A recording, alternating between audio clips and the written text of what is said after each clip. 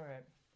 Well, I mean, I don't know what to say. Bad faith is gonna take you far, right? You know, this is.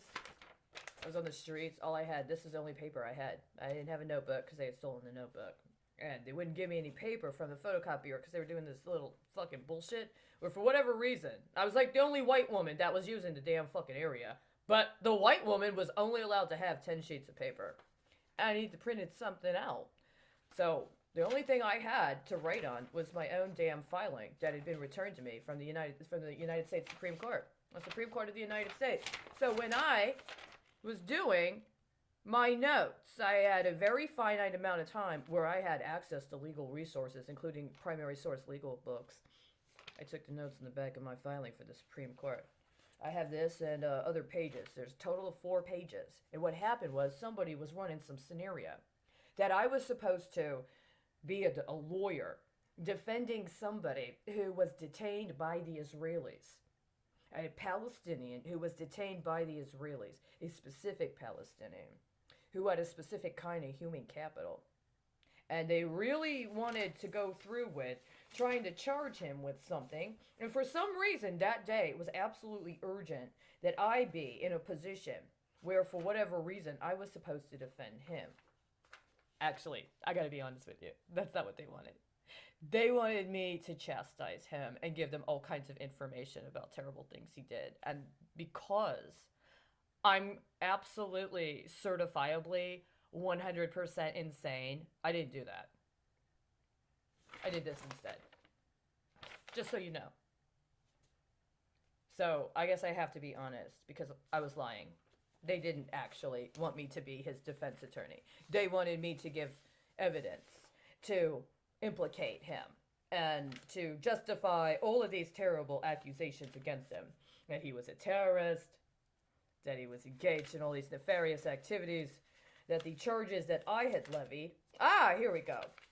The charges I had levied were actually appropriately directed at him, as if he personally was the mastermind of this flip they were doing, under whose authority the President of the United States or members of Congress for the United States was the procedure outlined in H-Con Res 71 for the 2018 federal budget and budget levels for the following 9 years designed and implemented during 2018. Under what authority are presidential executive orders executed, and under what authority can they be repealed if it should be determined that the policy of an executive order violates constitutional provisions regarding separation of powers? Yeah, I heard you, yada, yada, yada. Right? I know. Well, I didn't do that. I didn't turn on him like that. I didn't do that. The truth of the matter is, I had actually tried to engage him one time in a simulation of an interrogation, and he made it very clear he did not consent. I never tried it again, and I never would. But I did come up with this. I found it. Look at this. Oh my God, it's amazing. Look, here's the original petition, and here's what would have been whatever they were doing. And here's the original questions, and here's the second page, and here's the original petition, and here's the second page, and then here's the next page and then here's the notes that were actually the plan.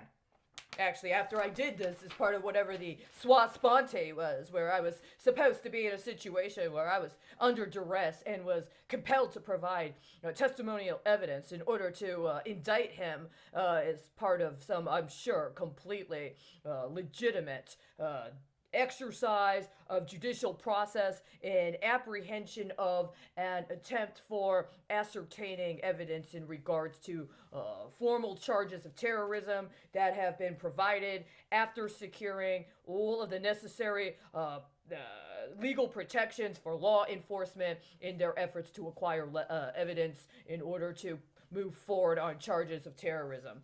And then after that, and after the sua sponte, then I said, well, based on what just happened, let's come up with an outline of what would be a way to move forward now, understanding what they're trying to do and what we understand is actually the reality of what's going on. This is how crazy I am. By the way, this is before they did that terrorist attack in Ethiopia, just so you know. So, I mean, I'm sorry. Okay. Am I neurotic enough? Is that what you've coded into the barcode today? Okay, so I'm supposed to be a neurotic. Okay, whatever.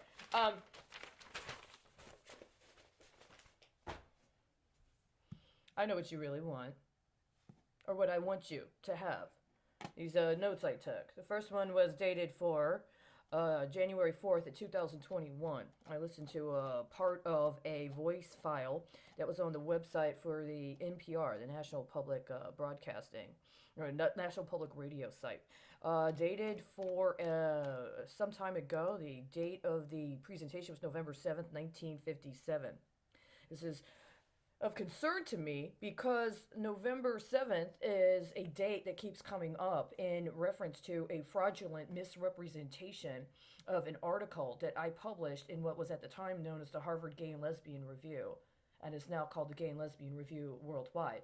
My understanding is that article was actually published in, if I'm not mistaken, 2002 or 2003 after I sent it, and there was some process whereby they edited it and then published it. I used to have the actual official print publication. But it has been registered on the website of the Harvard Gay and Lesbian Review, or rather the Gay and Lesbian Review Worldwide, that it was published, or it is dated for, November 7th, or sometimes more recently, November 17th of 2017, which is completely inaccurate. It's more than 15 years later that for whatever reason they're trying to time spatially tear that article to 15 years later. It has completely different implications in 2017 than it would have in 2002. For one thing, I was not old enough to run for Congress at the time it was originally presented.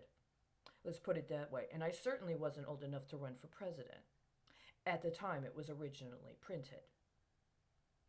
But I listened to this, the first part of this, on November 21st of 2020, and then I did some notes on January 4th of 2000. I did some notes in conjunction with this. Now, it says here, okay, so November 21st, 2020. And then I did a second follow-up on January 4th of 2021. I followed up a few months later. Today is 20 days after the 1 month anniversary of when I listened to the second part. Is that what you want? Okay, so who's the hit on? Who's getting a hit today? Who's the target? Are you trying to find somebody that you're going to use as a supplanting for someone identified as Iranian so that then you can try to what? Because that's how these things work. Am I supposed to be a human shield for any number of people alleging that they're qualified to be members of the United States Senate while they lean on people that are actually children of people who served in the military? See, it's a difference, I believe, if you've served in the military for a full 20 years, so you're eligible for full retirement benefits, including eligible for retirement benefits before September 11th, 2001, than if it was that you retired after September 11, 2001, and did not serve a full 20 years in the military. You see, it's kind of a novel thing, especially nowadays.